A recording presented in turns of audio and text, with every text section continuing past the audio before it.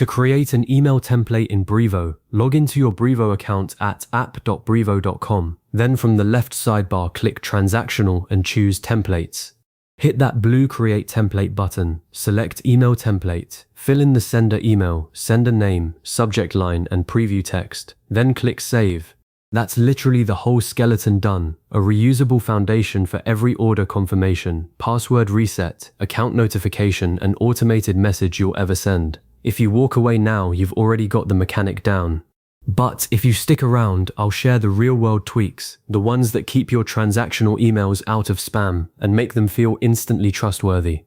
Before we go deeper, if this saves you even 10 minutes, hit that like button and subscribe. I'm always dropping Brevo workflows you won't find in the docs. Alright, let's unpack what you just did and why a few small decisions now can save you serious headaches later.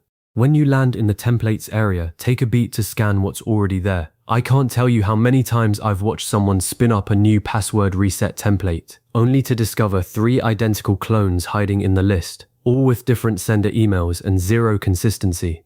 Brevo shows every transactional template you've ever saved, and a quick glance prevents duplicates. Naming typos is the enemy here. I always name templates with a simple convention: TXN BAHS mark password reset, TXN BAHS mark order confirmation.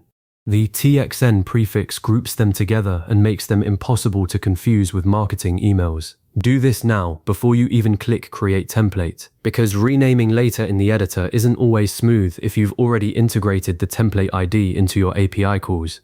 Now, when you hit Create Template and pick Email Template, Brevo drops you onto a setup page that looks deceptively simple. 4 fields, all easy to gloss over. The sender email is the one that will bite you hardest if you rush it. Use a dedicated transactional address, something like support@, orders@, or noreply@yourdomain.com, and make absolutely certain it's verified.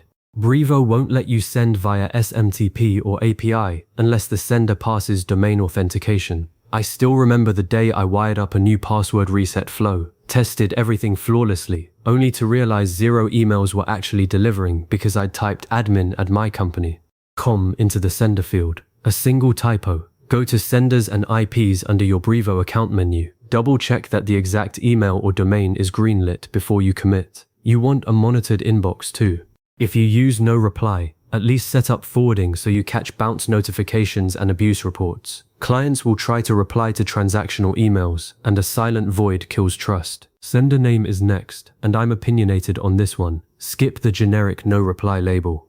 Use your company name plus a functional hint. Think Acme Support or Acme Orders. It instantly tells the recipient who you are and what this email is about, boosting open rates and training spam filters that you're legitimate.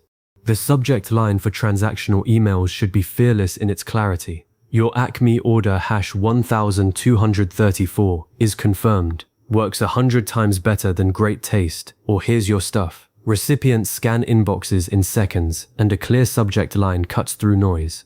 Include any reference IDs or key actions right in the subject. It also makes your help desk tickets easier to search later. And that preview text, don't leave it blank.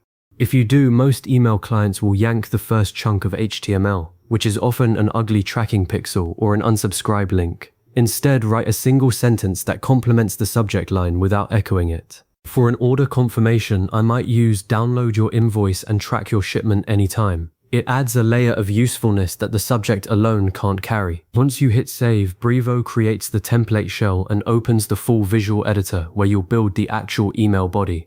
But even before you touch the drag and drop builder, open the saved template from the list and verify every field took. I've seen sender names cut off because an invisible special character sneaked in from a copy-paste, or the subject line reverted to a placeholder. A 30-second sanity check now saves you from debugging automation logic in production. From inside that editor, you can add your logo, transaction details, and dynamic placeholders like contact the first name or AHEV pumps. Order_ID. These are the dynamic tags that Brevo replaces with real data when the email fires. The template you just saved is the blueprint the platform references. Whether you trigger it through Brevo's automation builder, an API call using your template ID, or a ACMTP relay, every new send pulls the subject line, sender, and preview text from this master record. That's why consistency is king. When you update the template, all future sends reflect the change instantly. Now, a common pitfall: mixing transactional and marketing identities. I keep my transactional sender domain completely separate from my newsletter blasts.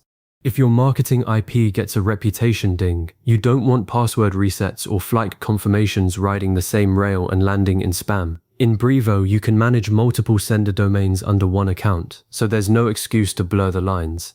Also, test your template before wiring it into a critical flow. Create a one-off campaign, or better, use the Send a Test email button in the editor and send it to a Gmail, an Outlook, and maybe an Apple Mail address.